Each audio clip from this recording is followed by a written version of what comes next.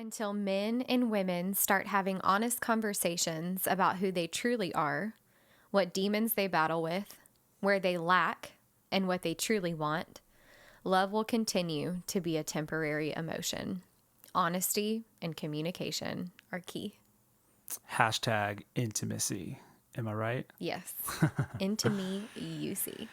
This is an episode around Into Me You See, a song on our Finding Us the podcast. Nope, not that. A song on The Story of Us, our album that we released. And so we're continuing through our series of songs through the album and talking about the meaning behind them, why we chose them. Yep. Oftentimes they're much deeper than you expect and much more connected to us than you can imagine. Yeah. And this is probably the most connected to our recovery of all of them. Would you agree? Amen. So it's a great song. More on that, more on intimacy, Into Me You See, how we have both, all the things that we've learned about intimacy, all that cool stuff, all the deep recovery work involved with intimacy. It's going to be good. It is. Stay tuned.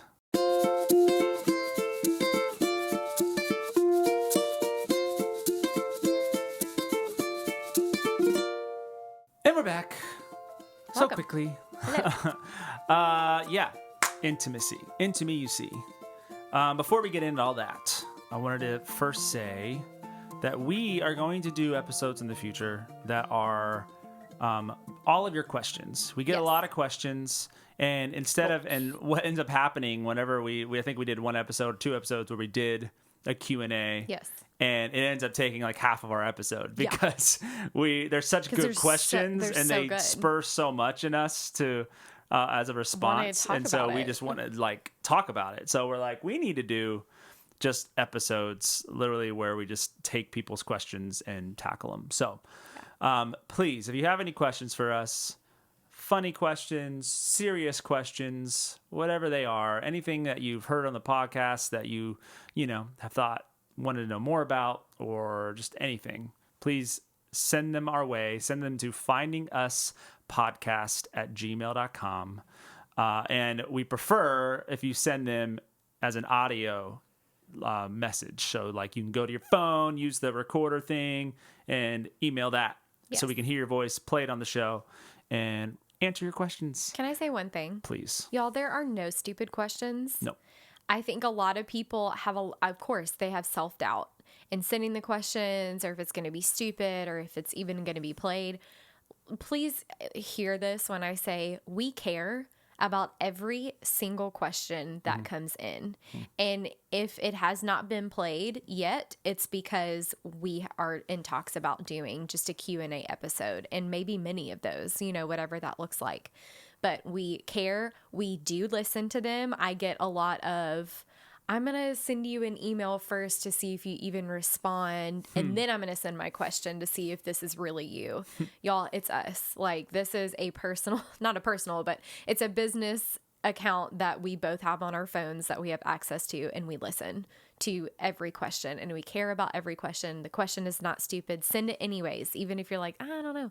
It's not stupid. Honestly, that's why we do this. That's why we're doing this podcast. Is we want to spur conversation. We want to spur questions. We want people to look deeper and have questions about stuff. And so whenever you send us those questions, that just further motivates us, to like, oh, we need to get more shows out. And you as a listener, if you're listening to our show and supporting us, we want to show up for our listeners and engage our listeners. So if that's something you're curious about, then send it out. And also, if you're iffy about sending in a question and putting your name behind it and saying who you are, go ahead and tell us that you would like this to be an anonymous question, and we will read it. We will honor as a question, and we will honor that. So.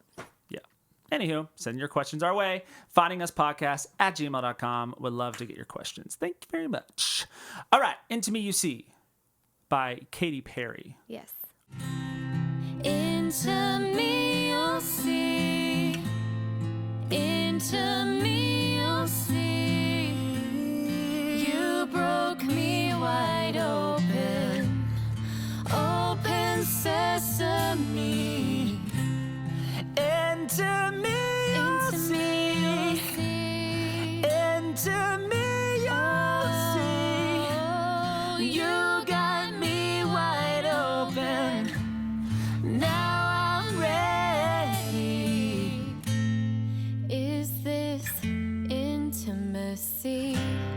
that I heard for the first time almost a year now while I was at Onsite. I've talked quite a bit on the show about my work at Onsite because it was very life-changing as far as my transformation and the things I uncovered and the deep layers I went in that just uncovered so much that has helped me grow so much in recovery. So there was a moment where I just did this really intense, I don't know what they call it, but I want to call it like floor therapy or something, or drama therapy. I don't know, but it sounds crazy when you hear about it. And when you are like, you have to be so vulnerable to do this around people.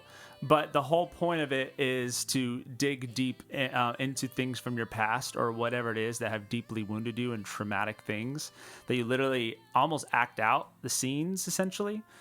I won't get into detail of it because there's a lot to it, but super intense. By the end of it, I was just like bawling like a baby, I was just bawling. And at the end of it, while I was just sitting there, Mark, the counselor who was working with us, played this song by Katy Perry, "Into Me You See," and I remember just hearing it for the first time, which I thought was weird because I thought I knew all Katy Perry songs, but I was just hearing this, and at the end I was like, "Who was that? That was Katy Perry, right?" It's like I recognize the voice, but like I didn't know she had a song like this, and so from that point forward, I was like, this song is getting covered. And it was also a big driving point to this album. It was one of those songs that I was just that made me think this song, Dear God, were like the early ones that I was like, I need to do this, put this song on there. So that's why we chose the song. And the work I've done around intimacy and Into Me You See. The song, so the bridge of this song is the most, hands down, and it's not even close, the most meaningful moments in the entire album for me. It's the most meaningful, emotional, like singing that in the studio was just like try not to cry, you know what I mean? Because I put myself back in that place of Onsite, and so the lyrics of those are, what are those lyrics? Pray that I can just stay open. Yeah. No one's ever seen me like this, seen right through me like this. I pray that I can keep unfolding.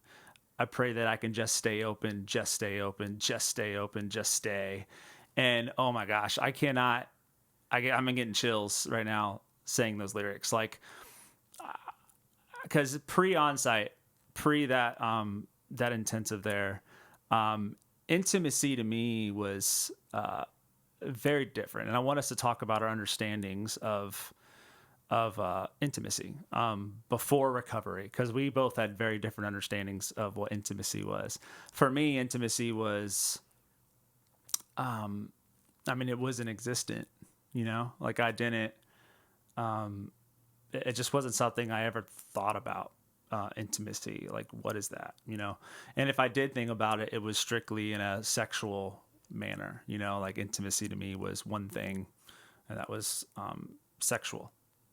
Being intimate with someone was sexual, and that's the only thinking I ever did about it. Mm-hmm. So what about you? So for me, intimacy was the complete opposite of Chad. It was intimacy was enmeshment. That is a fun word. I'm being sarcastic. That is used in recovery language and in counseling and things like that. Enmeshment is, I should have found an actual definition, but enmeshment is when you completely find who you are in another person, whether that be a parent, a spouse, a friend. So intimacy meant to me enmeshment. It meant that I am and we are complete open books with one another, which there is something to that. Honesty is very important in a relationship. But the unhealth is taking it to the extent where I find my identity in someone else. And so for me, before recovery, I couldn't tell you I mean, of course there are things that I could say that I liked, but I didn't know who I truly was apart from my relationship with Chad. And before that, it was a parent. And so there is something to that. Like, there is a natural, healthy progression through life that happens. But at some point, healthily, we are supposed to find our autonomy and be able to be independent. And I understand that in some cultures, this is not true. And it's actually the opposite, where families are what we would say enmesh, that's actually normal for them. So I do want to speak that out. And this is our westernized culture. This is our Americanized view of relationships, and this is societal. This is what we live in. So what is true for me and what is healthily true for me may not be true for someone else because they're from a different culture. So side note. But if this is kind of the way that, we're raised or you believe, it's, there is supposed to be a differentiation in a relationship of individuals, whole selves. And so on this side of recovery, for me, intimacy has meant being a separate self and having a separate identity, and trying things on to see not only, what I like is something simple, but y'all, it's more of not finding who I am and my identity and my value and my worth as just a human being in another person. And that's really, really hard. It's hard to weed out that thinking and that old behavior thinking. Stinking thinking is what, we call it in recovery. And it's really difficult to get to a place of, I'm X amount of years old, and I've lived most of my life this way. This is how I was trained. This is how I was taught. And so it's really hard to not find my identity and my value in another person, but it is so important and it's so worth it. So I hope that answers your question. It's a huge difference between before recovery and post recovery. Yeah. No, and I will say, something big for me is, it's like people pleasing. Like, I am able to be an integrated self and find my integration with my higher power, who I call God, and be okay with my authentic self and not do things, behaviors, think certain ways, whatever it is, to please another person, because that's codependence. And that is the lack of autonomy. Is like, okay, what you do is severely affecting me, and it controls what I do because I don't want to upset you or whatever it is. And so that's not real intimacy. That's messy. That's what we say in counseling or recovery language, is like, that's dysfunctional behavior. So, well, yeah. How can you be intimate with someone if you're not being honest, you know? Right. Yeah. So it's interesting with intimacy. It's one of those things, like a lot of things in recovery, where there's something that we strive for. There's something we're learning about, essentially. But then you have to go back, and you have to go back. Yeah. You have to go back. Like, you can't get this unless you go back. Yeah. And so what I want to do is talk a little bit about that. Like, the things that the shame messages, we talked about shame last episode, and shame has a very big part into having intimacy with anybody. Yeah. Healthy intimacy. If you carry shame messages and you carry a lot of deep layers of shame, it is very difficult to be intimate with someone and be you're vulnerable and be yourself. I know for me, it took me a few years of recovery to realize, and most men in recovery, it takes them a while to get to this phase and this point, because we go into it thinking, I just need to stop this addiction. I just need to stop doing this. I just need to stop doing this. And you go with the mindset of what you need to stop. And it takes a while before you realize, oh, that's not working. Like, this isn't working. Why can't I stop? Like, I just need to stop, but I can't stop, whatever it is. Whatever my vice is, whatever I'm using to numb.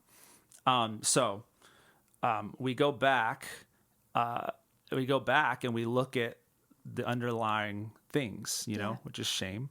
And so I like this quote: before we get to the hardware, it's the software we need to work on first.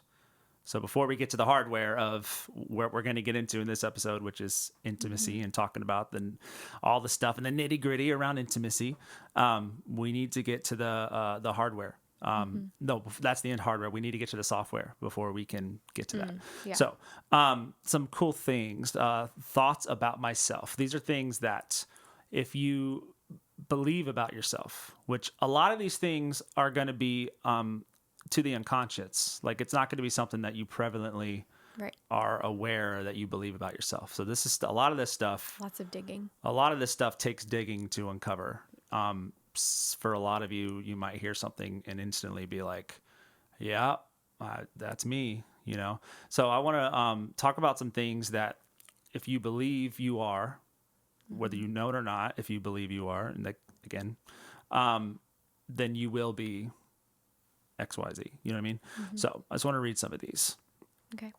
So if I believe I am irredeemably broken, then I will not be able to accept praise or feedback that contradicts my worldview. I will reject people's views of me, which are positive. If I believe I am not worthy of love or am taking up space, then you will make myself small and surround myself with people who reinforce that story about me, or I will sabotage relationships that affirm me. Yep. That's really good. That is me. Just to clarify, not worthy of love or I'm taking up space. That is my biggest shame message, is I am not worthy. I'm not worthy of love, and I'm just in people's way. And that's a daily battle for me, is to, I bring value, tell myself all the time, I bring value to this room. I walk into a room with men I work with, or, men I respect or whatever in the program, anything. And I just instantly can shrink. Like, I have nothing to bring. This is where I go, and I'm not worthy to be here. I'm bothering people. It's like that when I pick up the phone to make phone calls, program calls.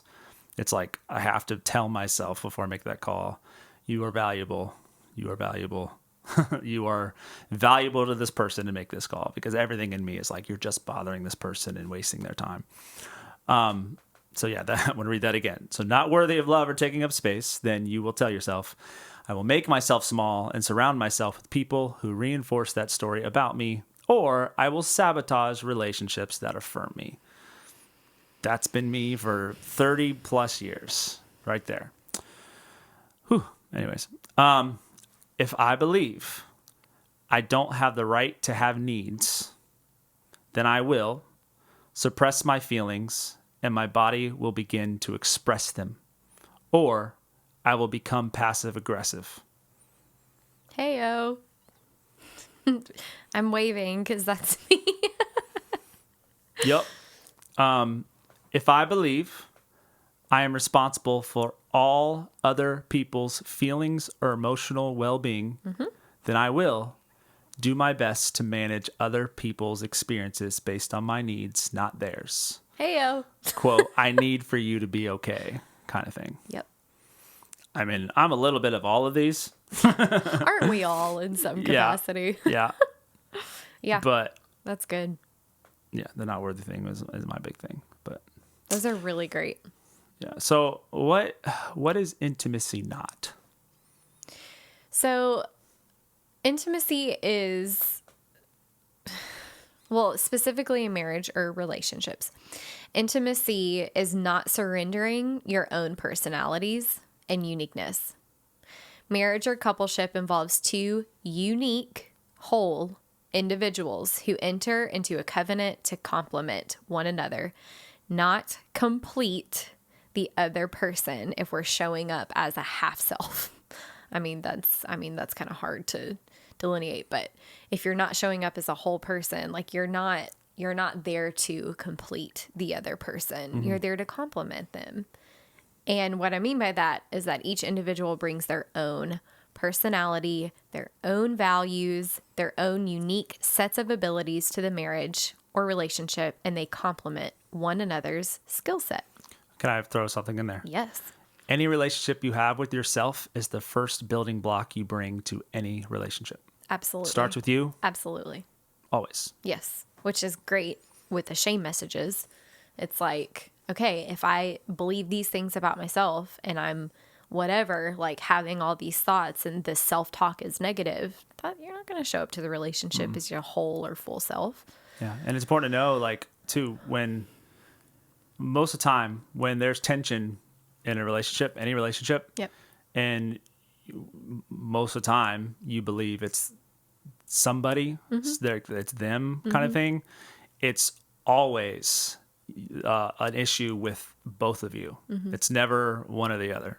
Like, it's never because of this person we have an issue. You know, there's it's tension. very rare. It happens very with rare both of that us. Like there's two people involved in that. Is all, and bringing their own perspectives. That whole thing. Anyways. Yeah. That's really good. Both people must recognize their inherent value as a person. Bring your whole self to the marriage or the coupleship. You must know how intrinsically valuable you are and what you bring to any relationship before you can show up as a whole person in that relationship. So that leads to, what is intimacy then? What does intimacy look like? What does healthy intimacy look like? So we may have different perspectives. I'm eager to see. Intimacy is oneness with healthy separateness. One personality or person does not dominate the other or dominate the relationship, but neither does it push individuality to the point of disengagement. There's a balance. It's a healthy balance between the two. So it's showing up, being authentic. There's also individuality, but not to the point where I don't care about what you say or not like or feel. I'm going to do whatever I want, or emotionally disengage or physically disengage, whatever it is. So it's a balance between the two. I mean, I agree with everything you just said. Your answer is a lot more, soon to be certified counselor info than mine is going to be. But yeah, for me, I mean, intimacy is it's simply just bringing everything you have in the open and being known. Intimacy is allowing somebody else to know you in that way. Yeah. Yeah. That's simply, to me, that's what intimacy is. You cannot have intimacy without that. And I'm still working very hard on that because for me, it starts with an intimacy disorder. I'm not an addict. I have an intimacy disorder. That's where it starts, is the intimacy disorder part, and the addictions come as a result of that. So for me, and continuing to work very hard on intimacy, it's still a very difficult thing for me, and it's every day is different. Every day, depending on where I'm at, depending on how intense my shame messages are, how I feel about myself, completely depends on how I can connect with you, how I can connect with friends, how I can connect with anybody.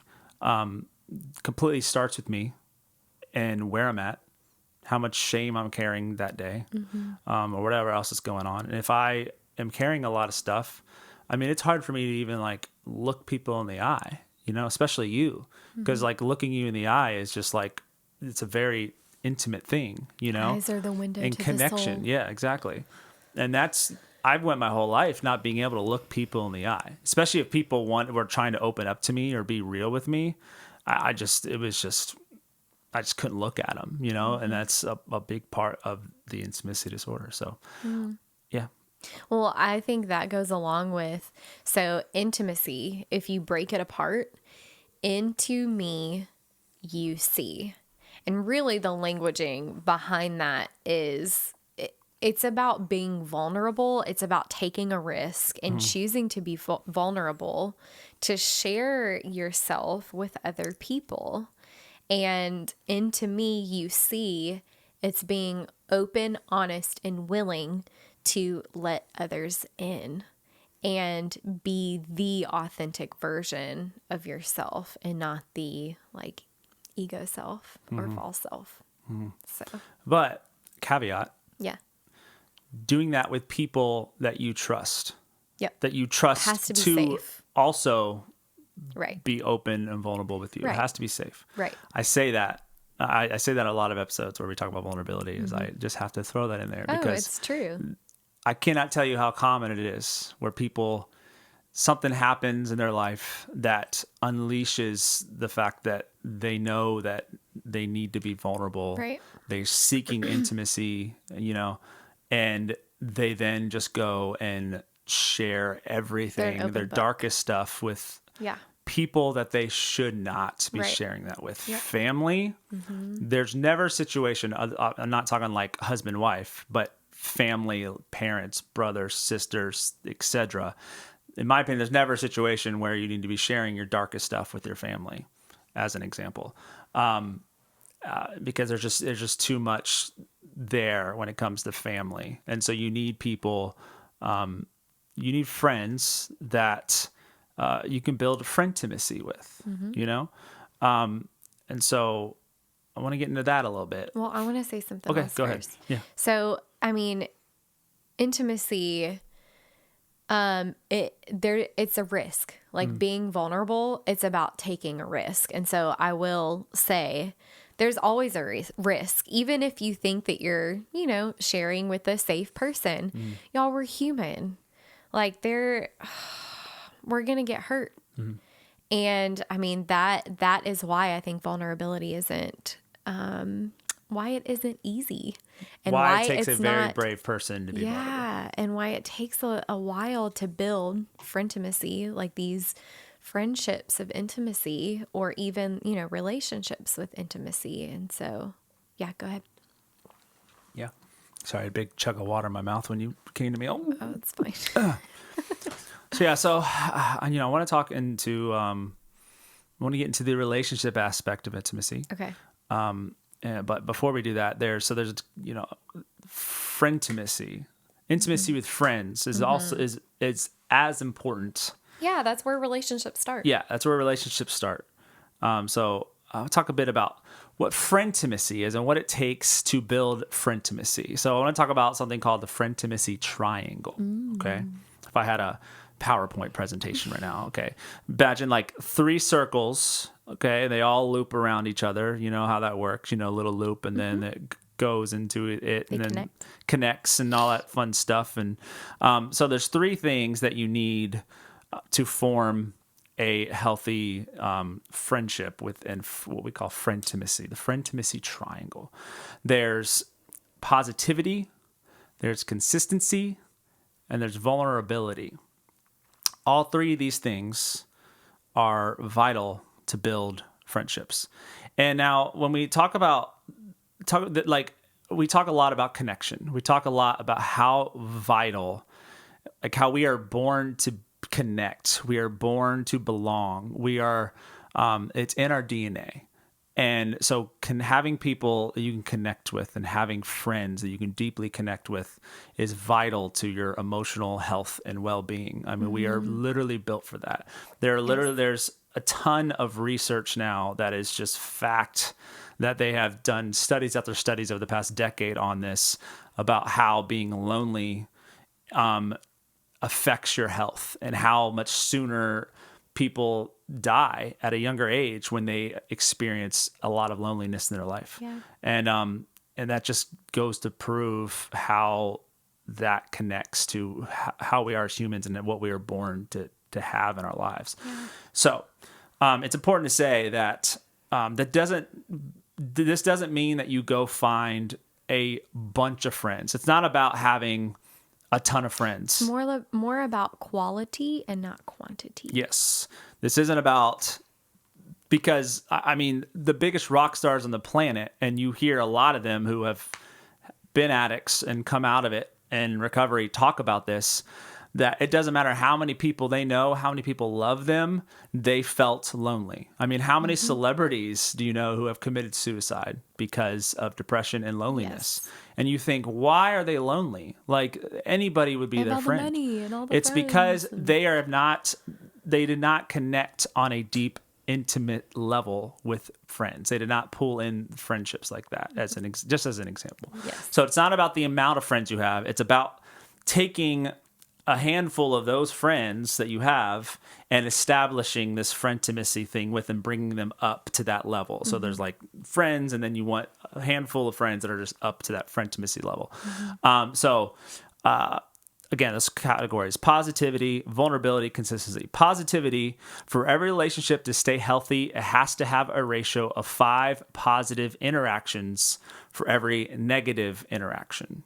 So that's, that's crazy. So in every relationship to build and to start building that corner of the triangle, there's a ton of research around this. All of this is very research-based. A lot of this comes from Shasta Nelson.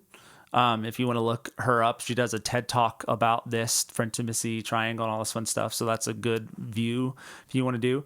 But for every 5 positive interaction, for every relationship to stay healthy, it has to have a ratio of 5 positive interactions for every negative interaction.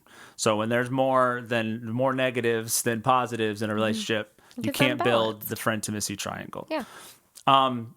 Consistency. These are the hours logged. This is the time spent together, where you start to get to know consistent behaviors and start to feel trust and safety. Yes. You cannot build this friendimacy thing with friends if you do not have time spent. This doesn't happen instantly with people. Yeah. It can feel like it is, like, oh my gosh, this is my soulmate. We were born to be best friends. I don't know why I went there, but it takes time, because you start to learn people, you start to learn what they thrive in, what they don't thrive in, and all that fun stuff through time spent, where you get to know them, who they are as a person consistently.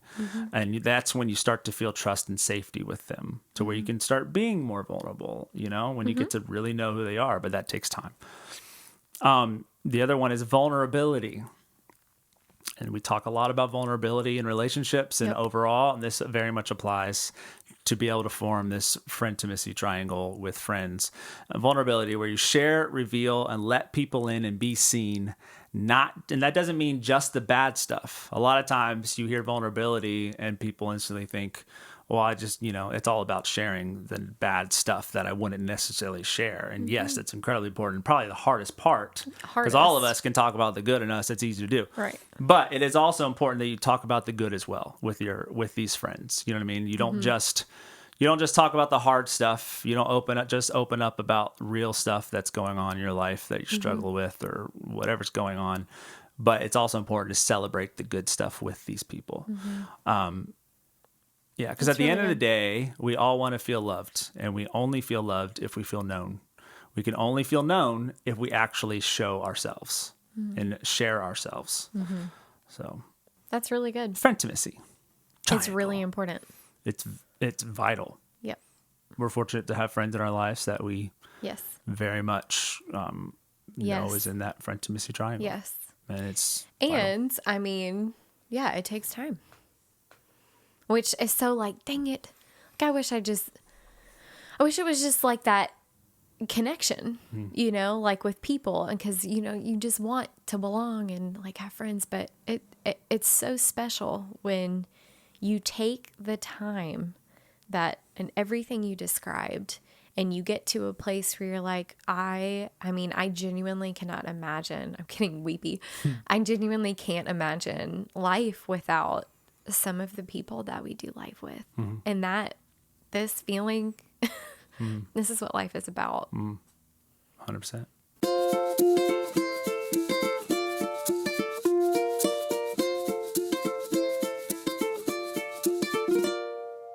right. So intimacy. Let's talk about the 6 categories of intimacy. Do you want to? Mm-hmm. I think it would be fun. Okay. So first, let me preface by saying, in order for these, it's 6 categories. In order for this intimacy in each of these categories to happen and take place, each person must feel safe in their environment and in one another's presence in order to risk exposing their vulnerability. Like truly safe. There are ways to create this safety. I mean, there's a lot of ways, and like mostly that can take place in counseling is learning how to implement these. That's what I would recommend. There are ways to create this safety in the relationship. And a few of these are this safety. It's founded on trust and commitment. Really important. Effective communication is really important. And conflict resolution is maybe the most important.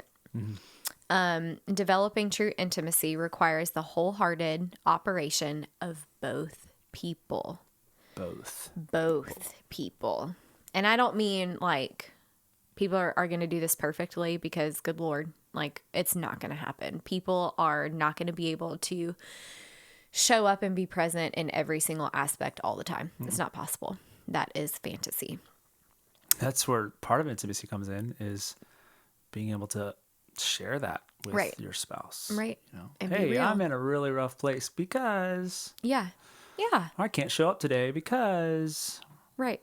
And so there's gonna be times when this just can't happen. And like I've had to talk myself through, this isn't gonna last forever. And it's gonna be okay. Okay, so number 1, first category, spiritual. This category is like spiritual enrichment, like how we enrich each other's lives and in a spiritual way, like how it's basically like being a part of something bigger than yourself. It's giving sacrificially to something and then sharing that experience with one another. And this can look like, I mean, depending upon your spiritual beliefs, for us, it would be praying, and it would be having spiritual, more so intellectual, which that's 2 categories, but having intellectual and spiritual conversations with one another about our beliefs. And a big thing, just being honest with us, is having to agree to disagree with some of these things. And realizing, for me, it's been about realizing that every person, this might blow some of y'all's minds because it blew my mind the first time I heard it. And I was like, oh my brain God, explosion emoji. Right. Each person has their own higher power. Each person has their own version of their higher power. And because for me, a spiritual relationship with my higher power is very unique. It's very personal. And so my experience is not going to be the same for my husband. It's not going to be the same for Sally Sue or whoever it is. Because it's personal. Sally Sue. And they're not in, like they don't have my brain or my feelings. And so all that to say, each person has their own journey, their own walk, their own higher power in the relationship with their own higher power. And so agreeing to disagree. Okay, so second category, intellectual or soul intimacy. This is where you share ideas, thoughts, interest. You're present with one another. You're showing up. We use the term showing up in a relationship. It's about holding curiosity about the world and one another with each other. The third one is emotional intimacy. This was really important, like really important. Hence intimacy. Being able to share intimate feelings and emotions with one another in a safe environment and in a safe way. Being vulnerable without the fear of judgment. This is said to be the main glue of any relationship, is emotional vulnerability. The fourth category is experiential intimacy. So this is like going out and doing fun stuff together. It's just sharing experiences with one another and deciding to do things together. So for Chad and I, we We like to hike. We love the outdoors. We love to canoe. Go in the mountains, trips away for those things. Yes, we love to travel. So we have a lot of shared experiences. And in full disclosure, this was not always the case. Experiential intimacy had to be built. It had a lot of adaptation that had to happen, and shifting and beliefs and things like that. This grew. This is still in progress, but this was a huge shift in our relationship to do things with one another, and it's really important. So fifthly is physical intimacy, not sexual intimacy. We're not there yet. Nope. Physical intimacy. This is the ability to touch, hug, and connect without being sexual. This one's hard. I think for a lot of people, because you're like feeling one another, like touching each other's arms, and you're like, okay, let's go have sex. Because that is the entree. Yeah. That's a new term we heard recently, and I thought it was quite funny. So it's really interesting, like building this physical intimacy. Just because you're hugging one another and caressing one another, it doesn't mean that it's going to be sexual, and learning for that to be okay and just letting that be enough. That's really hard, especially in our society when sex is pushed. And that's kind of the thing, it's very powerful. And so anyways, physical intimacy is its own category. It is very, very, very important. And lastly, of course, is sexual intimacy. Now, what you have to understand about sexual intimacy is that it is deeply affected by all of the other areas of intimacy that I have spoken about. Sex is what we've learned. I'll just speak for me. Sex is supposed to be the end. All of these other things, all of these other categories of intimacy, you want to be fulfilled on and in connection and integrated with before sex is embarked upon. Sex is meant to be a celebration of all the intimacy. It's not meant to be a Band-Aid or to make up for what is lacking in the other categories. It's not supposed to be a form of numbing, which it becomes its own addiction with each other. And I my personal opinion is a lot of people use this to numb, because it's just 100%. Quick, one and done. Let's do it, feel good, and move on. So sexual intimacy is supposed to be built on non-sexual intimacy. And for the record, non-sexual intimacy is continually being established. I mean, there's a lot of things that you, of course, have foundation in your relationship, but non-sexual intimacy, it never stops. And that would be all of the other things that I mentioned. We're taught to some extent that it's like dirty, and like it's something that shouldn't be talked about and shouldn't be spoken about, when like, oh my gosh, like, no. See, the church's response, Christians' that's response to people looking at sex as like this thing that just anyone should do, and it's like socially accepted.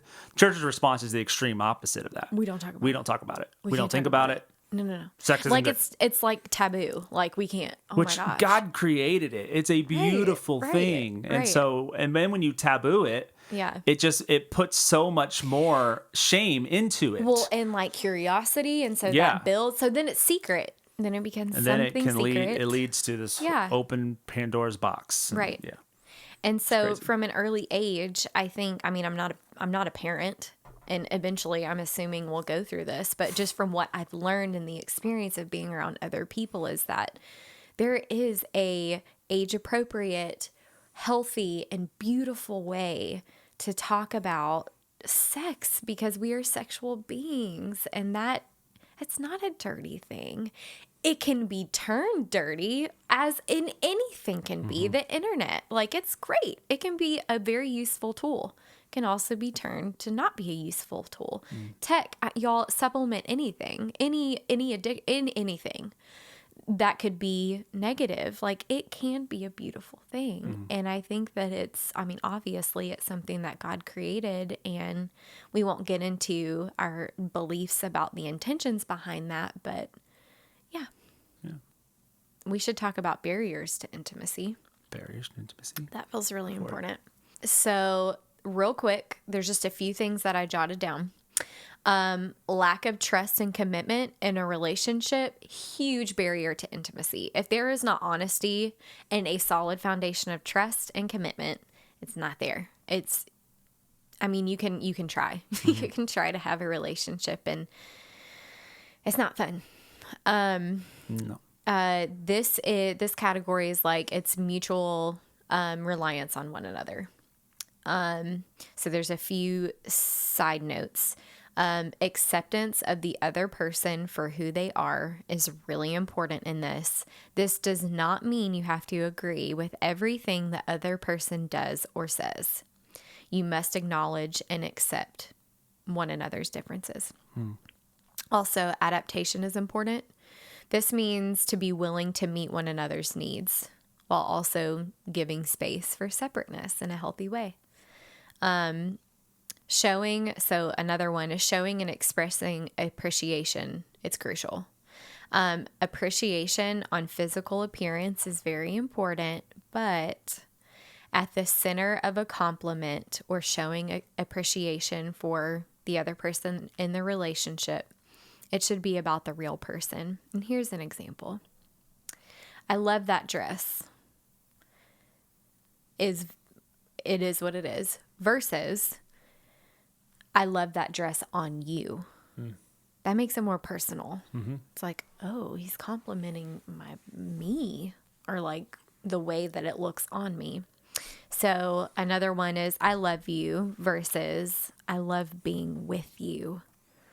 That is so much more meaningful to me. Like, oh, he loves my personhood. He loves being with me. Like, that's so sweet. Or she loves being with me. I'm spending time with me. That's important. All right. So another. I'm learning a lot right now, by the way. Keep going. What? I'm learning a lot right now, by the way. Oh, Keep good. going. Yeah. That's great. So another barrier to intimacy. This is like so hard. Lack of a realistic and balanced self and marital image. So reality based. We kind of talked about this. Being in reality is very important. Not living in denial, not living in fantasy. It's about what is. Life on life's terms. Kind of earlier, like what you spoke about. If I can value myself, then I will be in a better position to value others. Valuing yourself is very important first. Also, humility is really important in this. So I have to have humility to be able to say, okay, what I am envisioning in my expectation, it's fantasy. It's not reality. Lastly, mishandled hostility and conflict is a huge barrier to intimacy. This will create division in relationship and extreme emotional distance. Healthy communication is essential. So with that, I will say, healthy communication is not a skill acquired overnight. This is a skill that is developed over time. People don't just learn how to communicate in a healthy way in a relationship for what works for us, because what works for us may not work in my relationship with a friend. Or if I were to be married with someone else, it would just be different. And so it really is unique and situationally based. So there, of course, are several tools that you can look into to help facilitate healthy communication. Again, I would recommend seeing a counselor for a time, just getting some tools and some skill sets. Okay, so how do we dialogue? Let's practice this. I mean, there's formatting that can be established to create the safe and healthy, communication back and forth. And that allows for vulnerability, which is really important, and intimacy. So, yeah, awesome. Those were just a few barriers I had. Awesome. Yeah. Well, that's it. That's a lot of information. A lot of information. I mean, when we were going into this episode, we were both like, how do we sum up our work on intimacy and there's and still what we've learned so about much intimacy? more, which is crazy. Yeah. And it's crazy. A big thing, I remind you guys of what we're about and what we're doing in this show is we are not people who are decades removed from this work and are telling people, what to do, essentially, or telling people this. Like the whole point of this show and what we're doing is to bring people along with our recovery. You know what I mean? So everything we talk about is stuff that we are learning along this journey and we are learning along the way.